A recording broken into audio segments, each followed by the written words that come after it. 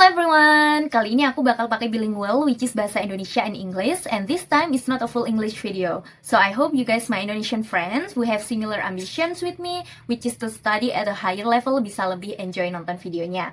So kali ini aku akan bahas esai LPDP ku, how I read it, tips dari aku, dan probably a little bit reading together with me. So let's go!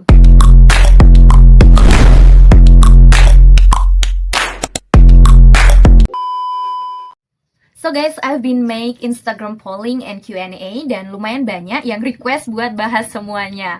But I will bahas satu persatu mulai dari opening, and next video bakal lanjut ke alasan kenapa kamu layak untuk mendapatkan beasiswa ini, dan terakhir terkait rencana pasca studi, rencana kontribusi, dan juga komitmen kembali ke Indonesia. Nah, sebelumnya guys, I wanna give a disclaimer bahwa it's not the perfect tips or guide to create an essay, oke? Dan probably akan cukup subjektif ya dengan style dan gaya penulisan aku gitu. Jadi hopefully kalian bisa filter ya yang menurut kalian bisa kalian ambil. I'll be so happy. Dan kalau misalnya nggak sesuai sama style kalian, that's totally fine. Oke, sekarang kita mulai dari title.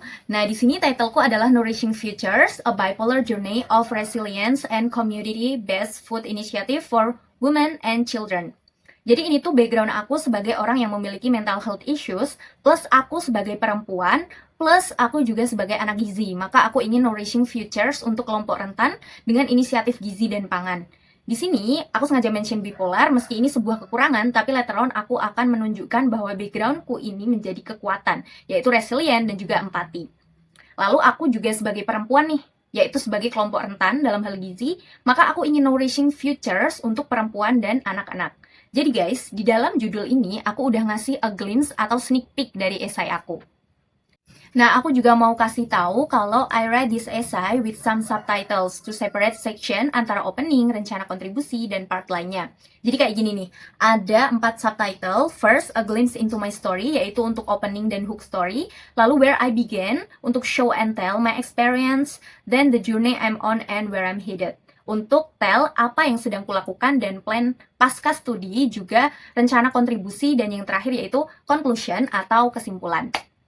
Let's continue with opening, atau kalau di sini aku bikin subtitle A Glimpse into My Story. Totalnya ada 5 paragraf. Secara general, aku membuat opening ini sebagai hook personal aku yang memang memotivasi aku gitu. I'm trying to be honest with my condition dengan membuat style storytelling, tapi tetap profesional dan berbasis data gitu. Ingat ya, kuncinya ada 3. Be honest, itu penting banget. And we can turn it into a storytelling gitu. And still profesional dan preferably berbasis data. Jadi meski ini honest dan berupa storytelling, tapi nggak too much gitu, nggak berlebihan, nggak curcol, nggak overshare gitu. Enough for our hook, dan kalau bisa berbasis data. Maksudnya gimana tuh persoalan yang personal story gitu, tapi berbasis data. So let's read the opening essay together. Ini adalah 2 paragraf pertama aku, bisa kalian capture, pause, dan baca dulu. Nah, di sini aku cerita nih tentang background aku sebagai perempuan dan many unspoken health problems. Aku juga cerita backgroundku sebagai orang yang punya mental health issue, tapi aku framing bahwa ini juga sebuah kekuatan loh, yaitu resilience dan punya self-compassion dan juga empati gitu-gitu. Nah, later on aku bakal tell more tentang kekurangan yang turn into kelebihan, kekuatan, atau strength aku gitu. Next, kita akan masuk ke maka dari itu atau tujuan dari background yang udah kita buat. You guys can pause and read it first as well. Nah, di sini aku udah mulai ngelampirin data nih. Aku nggak cuma tell, tapi juga show gitu. Kuncinya jangan cuma tell ya, tapi show juga. Tunjukin gitu. Ini loh, concernku terhadap masalah tertentu tuh ada datanya. Which is a real problem, not just assumption gitu. Data-data ini bisa kalian cantumkan dalam bentuk hyperlink kayak gini. Nggak harus disitasi, dan hyperlink is enough, I think. And it's good.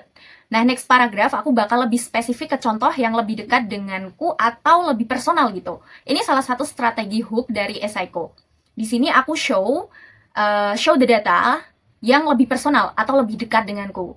Ini loh, I see with my own eyes. And also the data is real, bro. Dan aku mention lagi nih terkait perempuan dan juga kemampuan empatiku gitu. Terakhir, ini sebagai ringkasan dari tujuan kita aja sih, gitu, ya kesimpulan.